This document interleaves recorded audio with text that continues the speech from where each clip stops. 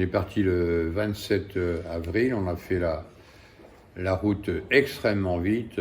On avait pensé que ça serait beaucoup plus long que ça, mais en réalité, de chez moi à la frontière, il y avait 17 points de contrôle, 17 checkpoints. On est arrivé à la frontière polonaise et là, il y avait 0 voiture devant nous. J'avais jamais fait un passage de frontière comme ça. C'est-à-dire que je l'ai fait en 10 minutes, frontière polonaise et l'ukrainienne compris. Et puis après, la route était très belle. On est revenu en 26 heures pour faire ces 2400 km. C'est vous dire que ça roulait très très bien.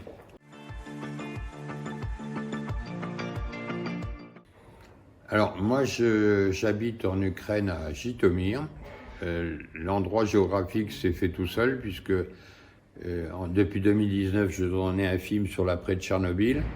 Et le soir, après le tournage, il faut partir à 100 km minimum de la zone de contamination. Et donc, ça a tout de suite été Jytomyr qui a été choisi. Je revenais tous les soirs à Jytomyr et je repartais le matin à Tchernobyl. Et j'y ai acheté une maison. Donc, j'y vis définitivement. Et je suis resté là-bas parce que je me suis fait prendre un petit peu au piège de cette guerre où je voyais tout le monde s'engager et des gens incroyables et de tout âge. Et du coup, moi, je sentais que c'était pas possible que je reparte, quoi. Donc, je suis resté là-bas. Et à vrai dire, aujourd'hui, quand je suis ici, en dehors de la démarche que je fais, je pense qu'il est tout à fait noble pour l'Ukraine. Je compte les jours et je suis pressé d'y retourner parce que je voudrais pas qu'à un instant tous les gens qui m'ont aidé, m'ont fait confiance, pensent que je suis parti me mettre à l'abri. Je suis déjà assez en rage d'être là le 9 mai alors que je sais pas ce que va pondre ce monstre, mais bon, c'est comme ça, je suis là.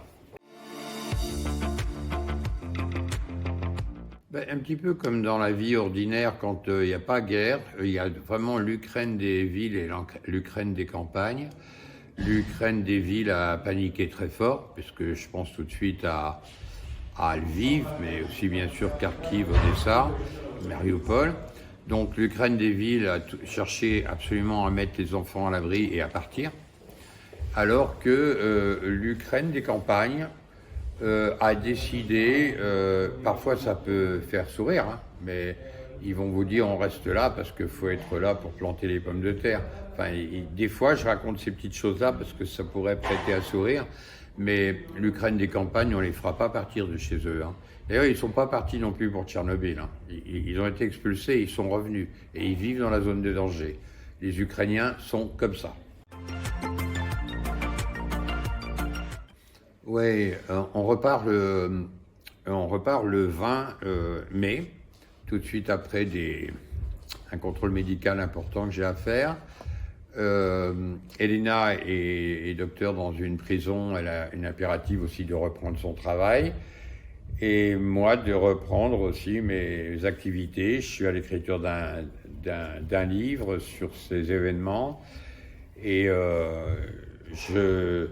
je ne peux pas rester plus longtemps, je ne le veux pas, et je resterai à vivre là-bas, sauf si, je le dis toujours, dans un cas extrême, l'Ukraine, dans le pire des scénarios, devenait russe.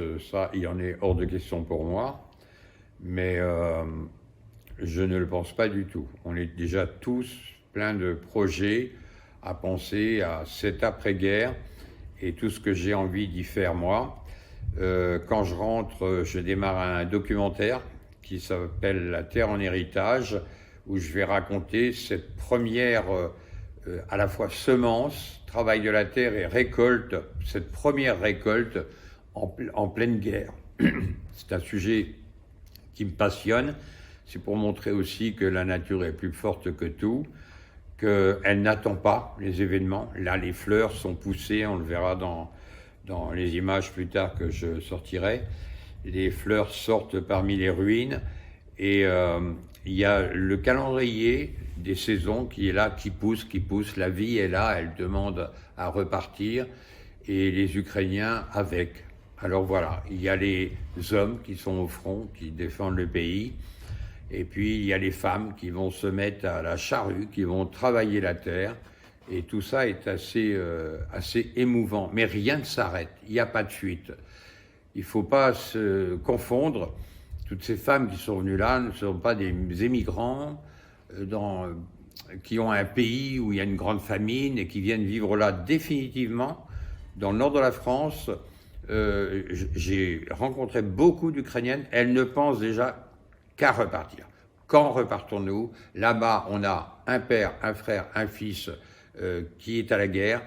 Nous, nos enfants sont ukrainiens. Oui, à une amitié franco-ukrainienne, mais s'installer en France, c'est négatif.